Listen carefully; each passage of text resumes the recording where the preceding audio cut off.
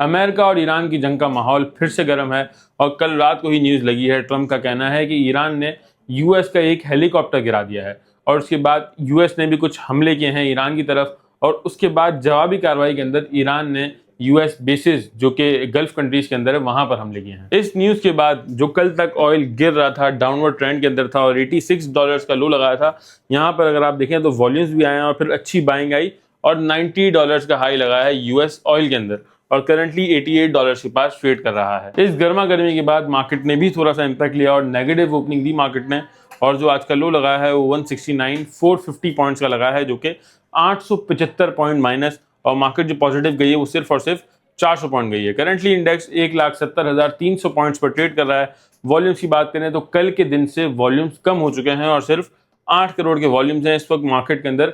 मिला जुला रुझान चल रहा है। इंडेक्स में जो हमारी मेन ट्रेंड लाइन बनी हुई है ये रेड कलर की, उससे नीचे मार्केट ने सिर्फ और सिर्फ एक दिन यानी कि परसों वाले दिन ट्रेड किया है। उससे पहले भी इसके ऊपर सपोर्ट लेती रही है और आज भी इसके ऊपर ही रही है मार्केट और यहीं से ही टकरा के अगेन ऊपर ट्रेड कर रही है, जो कि अच्छी बात है। यानी कि हमारा अब तक स्टॉप लॉस हिट नहीं हुआ और हमारी पोजीशंस स्टिल इंटैक्ट हैं। मार्केट 1,70,000 के पास फंस चुकी है। मार्केट का आने वाला हफ्ता बहुत ही इंपॉर्टेंट रहेगा स्टॉक मार्केट्स के पार्टिसिपेंट्स के लिए, क्योंकि अब तक पीस डील नहीं हुई है। दूसरी बात, जुम्मे वाले दिन बजट है जो कि बहुत ही इंपॉर्टेंट रहेगा और मंडे वाले दिन से इम्पैक्ट आएगा। और एक और बात, क्योंकि जंग खत्म नहीं हुई है, इन्फ्लेशन स्टिल 11.7 पे है और इस मंथ का जो इन्फ्लेशन है वो इससे भी ज्यादा आने के इम्कानात हैं।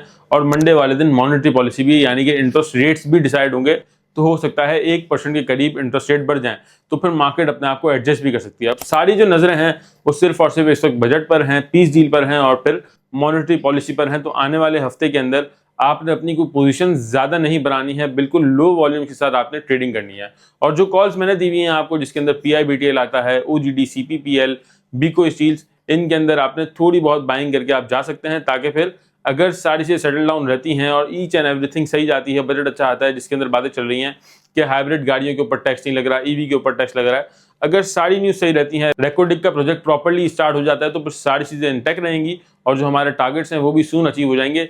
लेकिन कॉन्फिडेंस में आकर आपने ज्यादा बाइंग नहीं करनी है, थोड़ी बहुत बाइंग करनी है। जिस तरह के मार्केट में वॉल्यूम्स हैं इसको देखकर थोड़ी बहुत बाइंग करेंगे तो फिर आपकी पोजीशन सेटल्ड रहेगी।